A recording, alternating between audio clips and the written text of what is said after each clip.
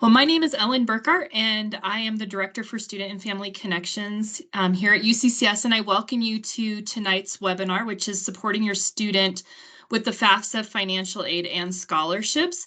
Tonight, we have one of my favorite colleagues on campus here to talk about all things financial aid, she is the Assistant Vice Chancellor of Financial Aid and Student Employment, Javita Rogers. Good evening, and thank you all for joining us tonight. Luckily, it's not a football night or anything like that, and unless you like hockey, then you'll have to watch the recording. So this evening, what I want to do is talk about financial aid, just real quick, what the different financial aid programs, and then the biggest part of this, I want to spend on the changes that are happening for this fall 2024 academic year. It is a little different this year because everything's been pushed back by the Department of Education. So I'm going to start with just general information about financial aid and then get to those changes. So there we go.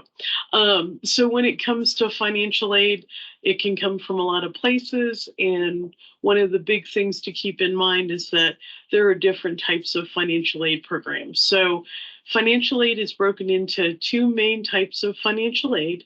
The first one being need-based, and those are determined by the FAFSA, the free application for federal student aid. And then the second type of financial aid that's out there is what we call merit-based. So those can be based on academic achievement. They can be based on sports ability, or where a student or a parent works and is getting, say, scholarship funds from. There are four main types of financial aid. And so the first one is the scholarship opportunities. And so UCCS and your students portal is where the student will start to apply for the scholarships at UCCS. Because the dates have changed for financial aid and the FAFSA being available, the scholarship application for the 2024-2025 academic year is going to open on January 2nd. But every other year, it is always on December 1st.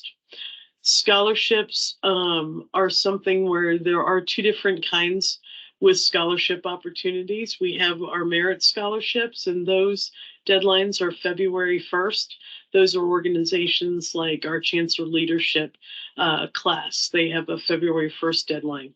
All the rest of them are going to be on March 1. Then the grants that exist, those are all based on the FAFSA. These are also like scholarships, free money that does not need to be repaid. The grants are all determined by the FAFSA. And so the FAFSA is something that you fill out every year.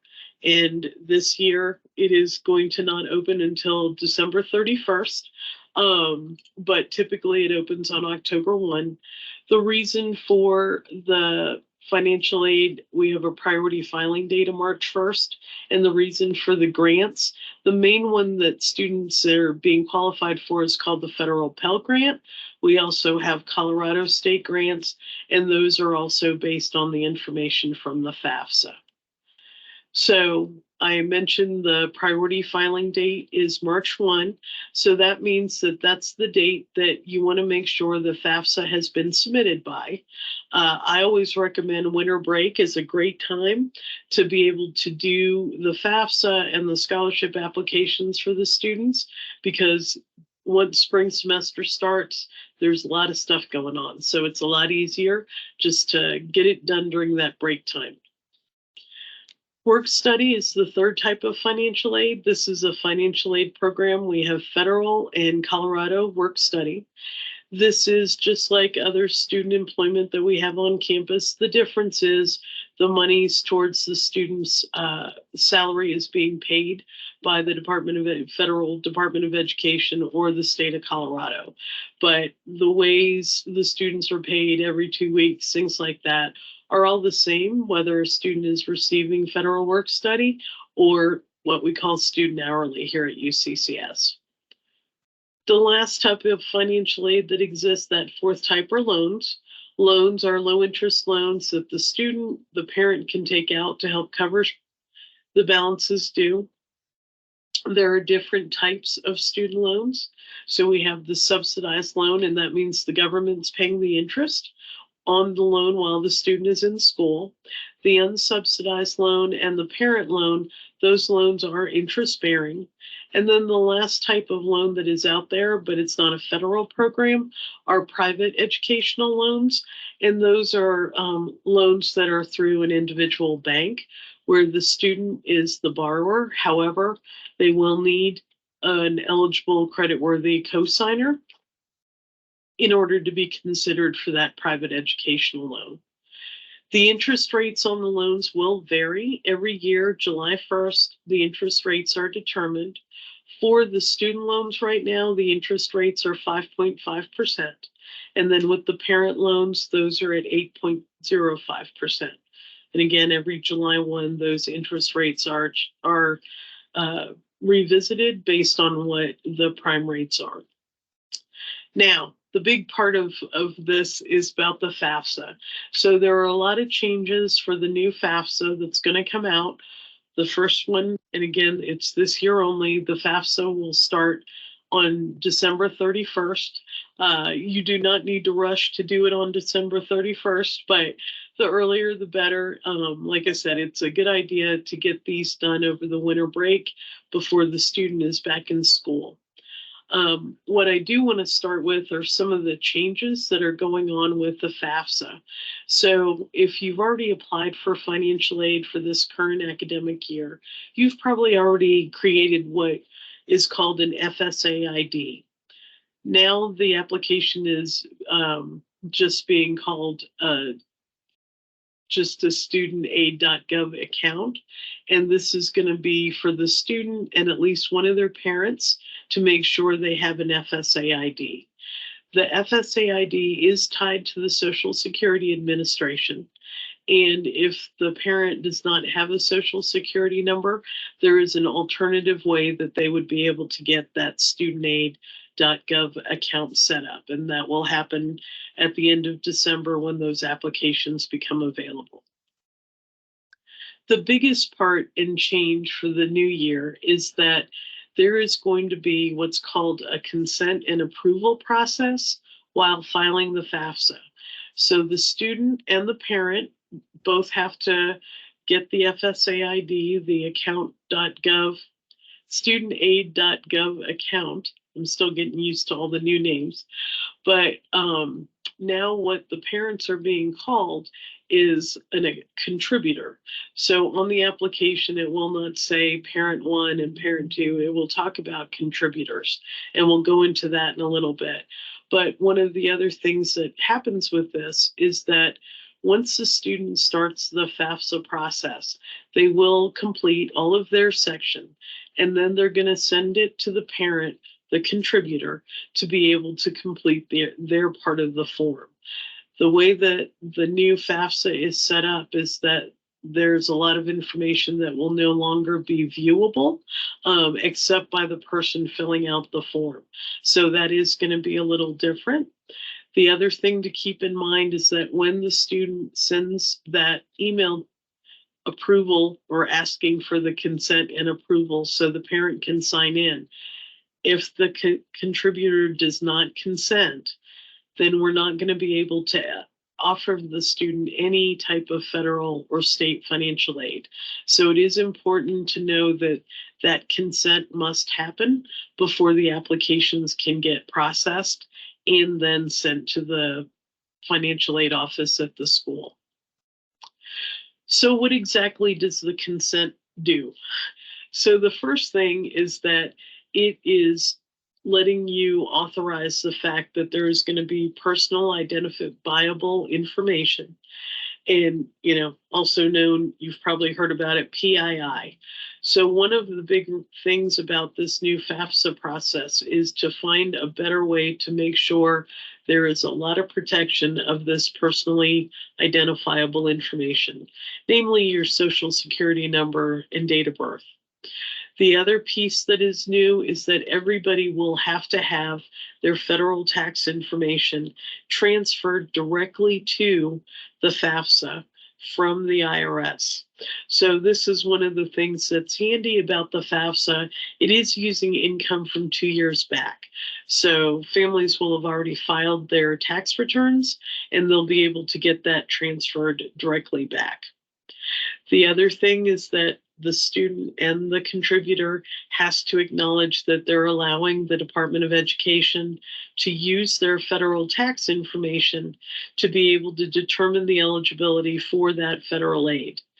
And that you are also, for here in Colorado, allowing the Department of Education to let us share your federal information with our office, so then we can be able to award any types of other financial aid, namely the state Colorado grants that we have. Okay. So who is a contributor?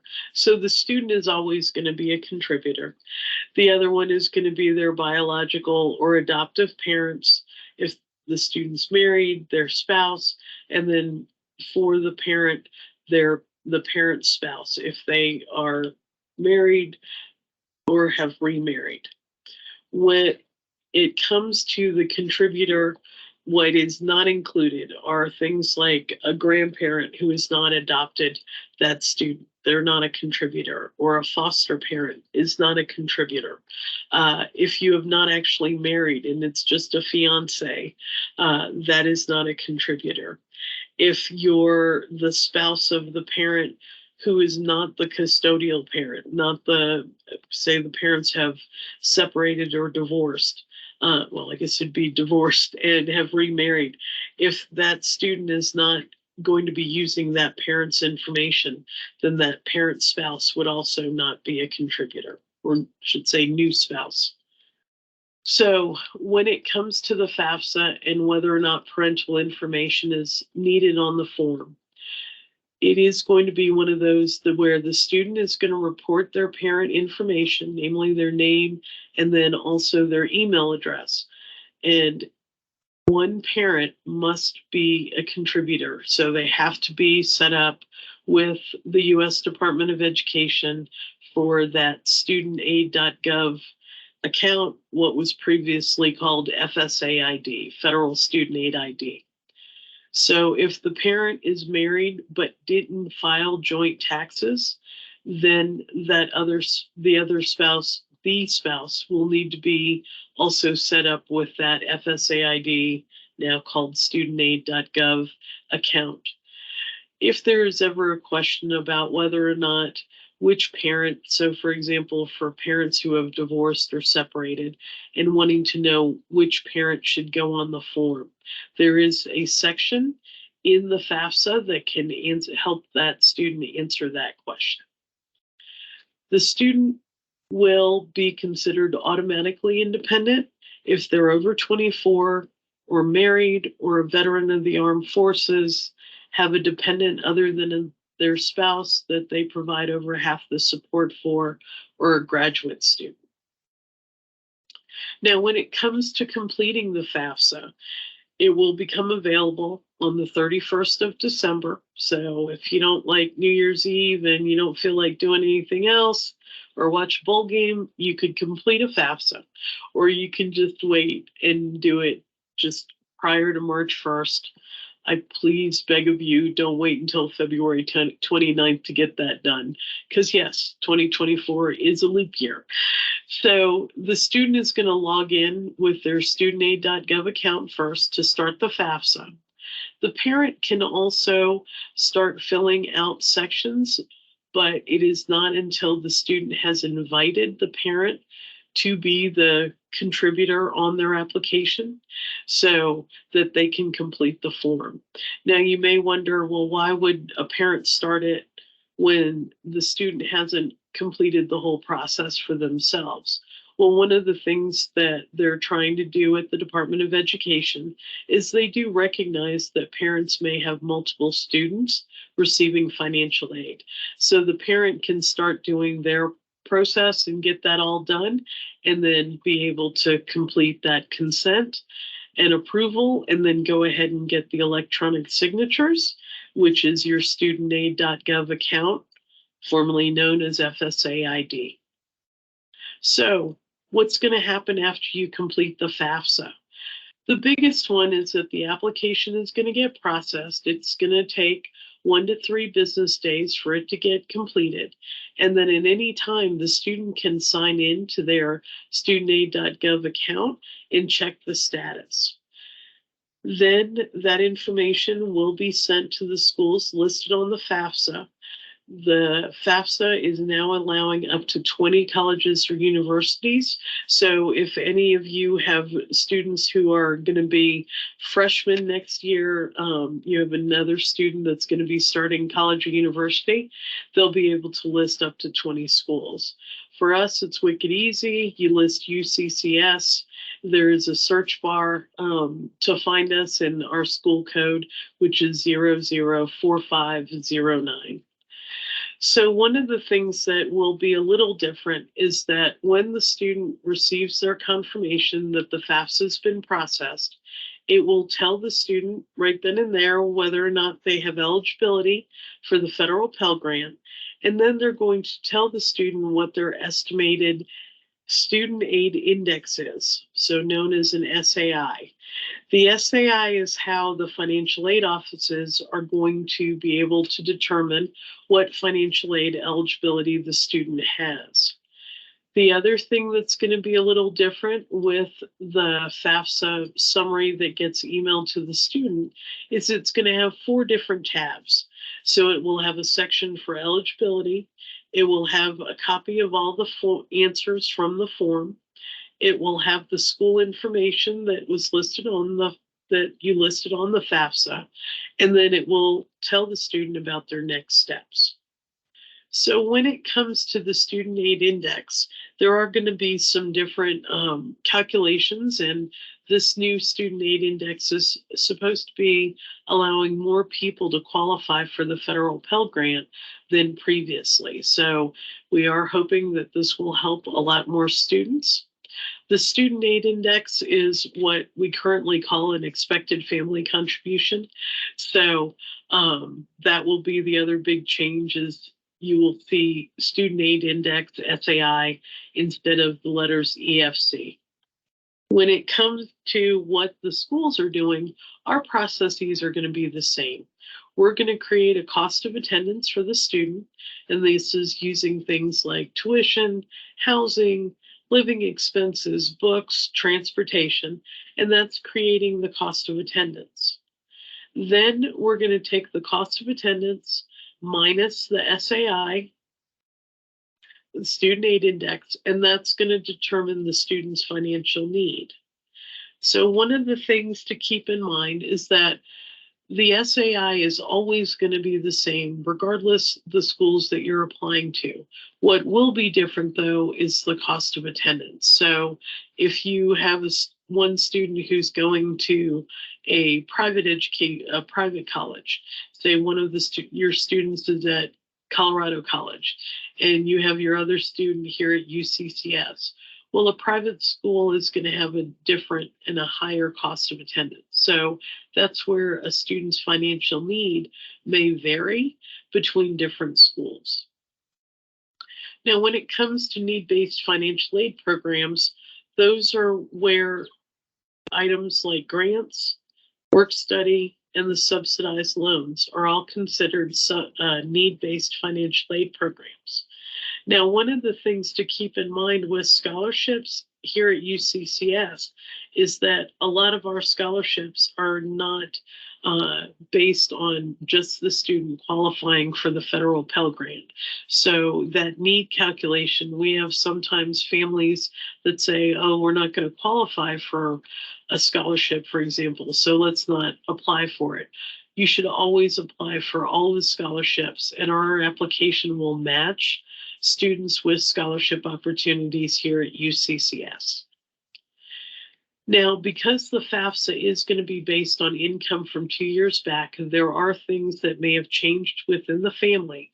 So it is important to know that we have what we call a special circumstance appeal, that we can take into account the changes of circumstances that the family has gone through. Things like changes of employment, or that there's been a change in the marital status for the family. Also, if you're a Colorado resident, make sure, if you haven't done so already, that the students are applied for the College Opportunity Fund, which is the reduction of some of the tuition costs for Colorado residents. So if you haven't applied for COF, please do so, because the deadline for this fall is pretty close, because we're only a couple weeks away from that. What I also wanted to do real quick, while I have you, is just pull up our website, because a lot of good information is on our website. There are sections where you can go into how to apply. And so it will give you the step-by-step on how to do the application process. The other thing that is on our website, I had mentioned about the special circumstance appeal. That is on the section called forms. So we have different forms that can help students with that process. The Contact Us tab has our email addresses, our phone numbers, things like that. The other thing that's really handy on our website is our resource section. So for example, if you forgot your FSA ID when you're getting ready, we have a how-to guide video that will walk you through that process. I'm not signed on, so sorry about that. But say, for example, once the FAFSA is done and you need to make corrections, we have a guide on how to do that. The other guides that are on there are throughout the process that you have here at UCCS. So how to see any to-do items, view financial aid, apply for scholarships, applying for student employment, both work study and student hourly, and then also items for other offices here on campus. The one big one that will happen, again, January 2nd this year only. So right in time for after college bowl games are done and you're doing your FAFSA, our guide will help the student through the student scholarship process. So the student signs into their portal. We're in the financial aid section, and there's a link that says, click to apply and accept UCCS scholarships. So one of the things that is really nice about our scholarship application is it starts with what we call the general application. So it will have a lot of questions for the students. Are you the dependent of a veteran? Are you an NCAA athlete? Are you are you a first generation student? Things like that. Part of the reason the reason for all those questions are because we have scholarships, and our application process allows that to match with students. So it is really important that the students go in and answer those questions, and then they'll get links to the scholarship opportunities that are available to them. And then lastly, on the last page of our resource guide, it talks about general information about when the due dates are, completing the FAFSA, and then always our contact information and things like that on the form. So when it comes to financial aid here at UCCS, the biggest thing that I really want to share with all of you is that our office is here to help you and your student through the process. So as you're going through either the the student is going through the scholarship application. If they have questions, they just need to call us, or they can come in and we can set up an appointment for the student to meet with one of us in the office, or we're also available every Friday in February. We do what's called FAFSA Fest. So we have an area in our office that has laptops available if the student wants us to review some of their application information for their scholarship, for example, before the March 1st deadline. We're happy to do that. It is always easier for us to have an appointment scheduled, just so we don't have students waiting, but we also work on a walk-in basis as well. So whatever the student is most comfortable with. And then as far as for the parents, if you would like to have a meeting with us and you're not close by or not available to come into the office, we can set up Zoom or a Teams meeting with you and your students so we can walk you through any questions you may have about the entire system here.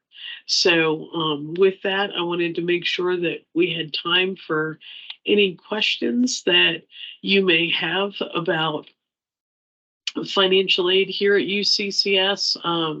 As Ashley mentioned, there's a Q&A button at the top that we can help you through and answer. I can start reading out some of the questions that we've already gotten. So Great. let's just start at the beginning. Will the February deadline be pushed because of the FAFSA? And this is in relation to the merit-based scholarships at UCCS. No, it will remain February 1st. The reason is because a lot of those programs, we need to make sure that students have time. Some of them require interviews from the student. So, like I said, it is one of those where it is best for current students to do those applications during the winter break anyway, because it is something that we would want to make sure that they get everything done before the spring semester starts on January 17th. So there's still a good 3 weeks in January that they can get those done and meet the February 1st deadline. Wonderful. And then in relation to that one, does a student have to accept their admission to UCCS before applying for scholarships if they're prospective? No, not at all. What will happen is once the student has been accepted, that is when they will have access to their student portal. So when a student receives their admission acceptance, they're given their UCCS student ID number and then the link to do what's called claim your account. And then that way the student can take care of doing that application for the scholarships that way. Awesome. And then we just had one come in asking, when do UCCS scholarships open and close? And I think there's a few dates for that, right? Yes, so the scholarship application opens on January 2nd. The first deadline is February 1st for the merit scholarships, and then the second one is March 1st. However, my recommendation is to do all of the scholarship application during winter break before the spring semester starts, and then you'll meet both deadlines. Wonderful. Moving on, if a student's award says just work study, is that federal or Colorado work study? And then does that give them priority for a job? Whether a student has federal work study or Colorado work study, it doesn't give them priority, one or the other. They're actually the same programs. It's just one we get money from the state of Colorado, one we get money from the U.S. Department of Education. And those jobs are also available even if a student doesn't qualify for work study. Some offices have both types of positions. So if on the form it says work study, it would be federal work study that they're offered. Great. For the College Opportunity Fund, what do you have to do to ensure that it's renewed? Does it need to be done each semester or only annually? It is one time now. It used to be something where you had to authorize it. You could do it just one semester at a time.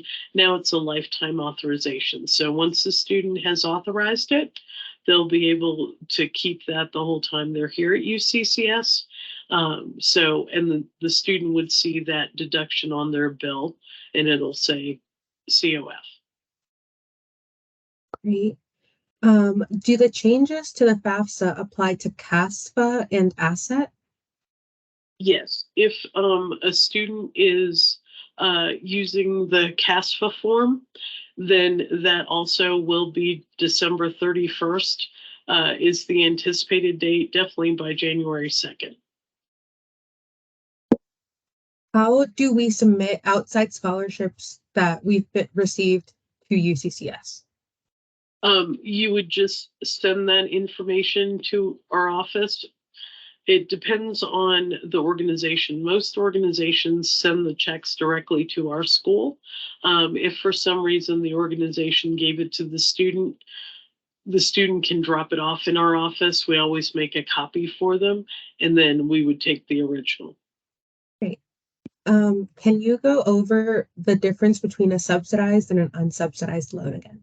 Yes, so the subsidized loan means that the federal government is paying the interest for the student while they're in school. After the student graduates, 6 months after, then the interest would start accruing on those loans as well.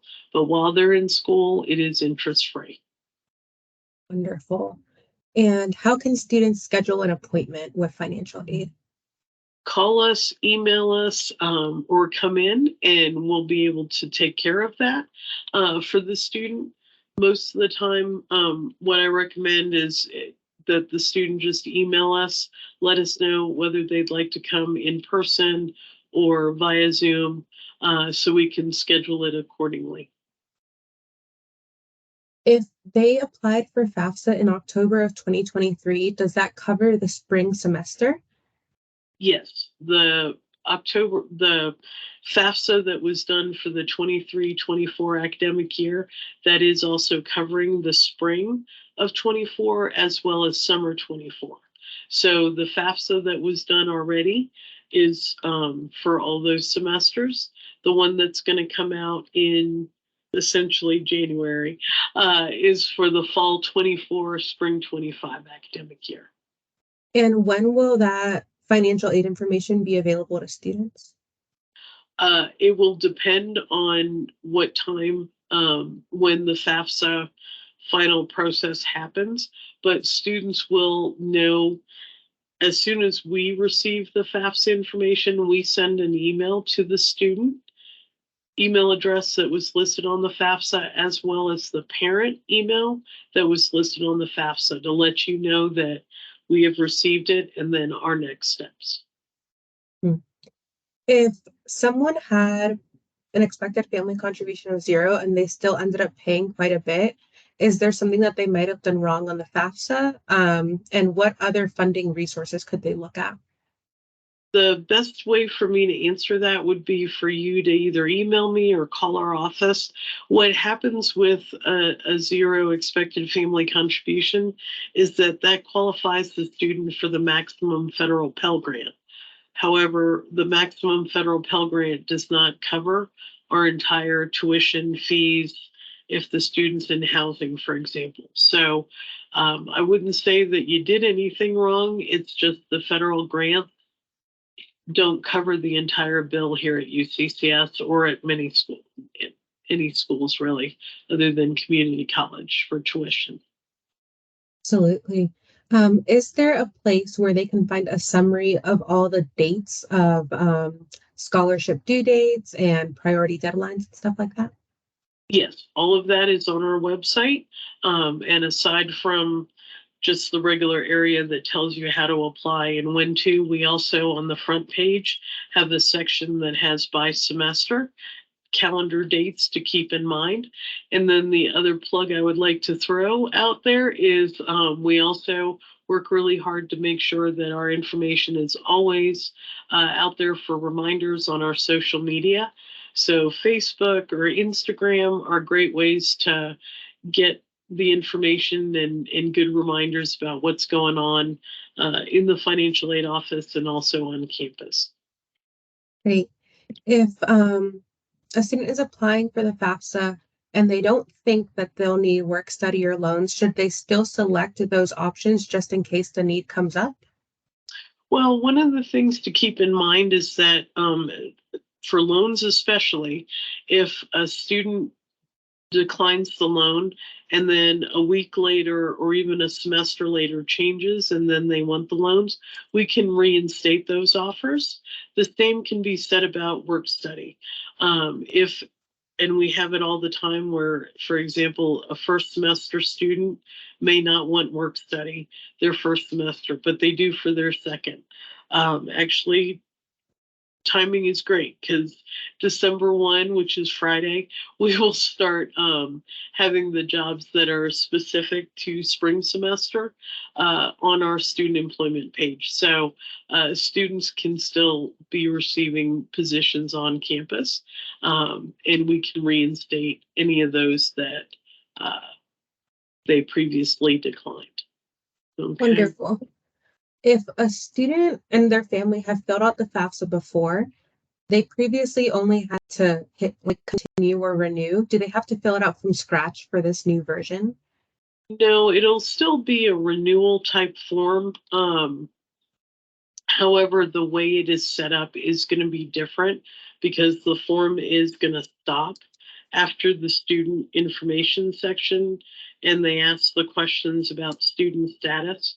That is where the student will then have to authorize an email to their parent, and the parent will get a link to an email so then they can go and complete their section of the FAFSA. It was a way that the Department of Education was trying to keep some privacy between the student and the parent. Great, thank you. Let me see if we have any more questions waiting to be published. These are really great questions, everybody, and you can keep on submitting them. Okay. Is it okay to apply for aid for only one semester? Absolutely. We will always award a student for the full academic year, unless they're starting for us in the spring. Then they would just get a spring offer. But at any time, if the student only wants something for one semester, that's just a matter of emailing our office and letting us know, I don't want financial aid for the fall. I would like it only for the spring, as an example. Mm-hmm.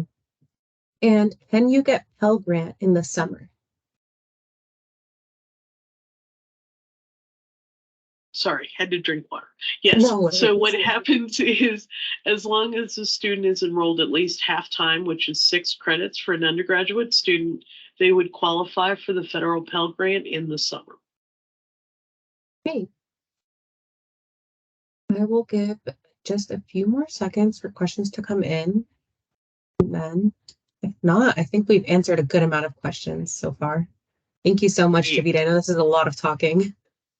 No, it's fine, other than I've been talking all day. But one of the things to keep in mind as well, sometimes as you're going through the process or after you hang up from this call, you may think of something. You can email me directly. Ashley put my email address. It's jrogers3. Or you can email our general email account as well at any time, and we'll get back to you with answers to your questions. So sometimes you may not be thinking about it now it's dark out. But you think about something in the morning, just feel free. We're always here. Love it. Some more questions are coming in. If a student had the COF for 2023, 2024, they don't need to do anything else for it to be continued now, right?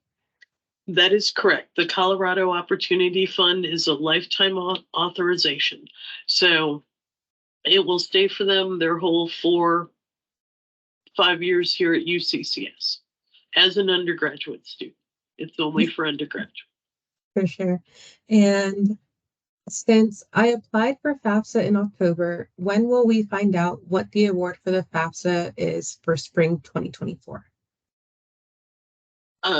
If you had completed the FAFSA in October, that information should already be in the student's portal about what their eligibility is. So have the student sign into the portal and go into the financial aid section, and it'll show the financial aid eligibility.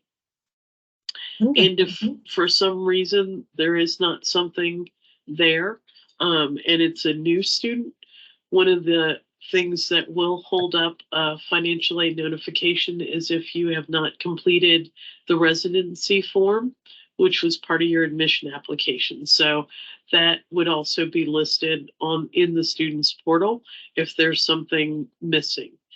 And when in doubt, just call us during office hours or email us, and we can look at the student as well. But yeah, if you filed in October, you would have already heard from us. Great.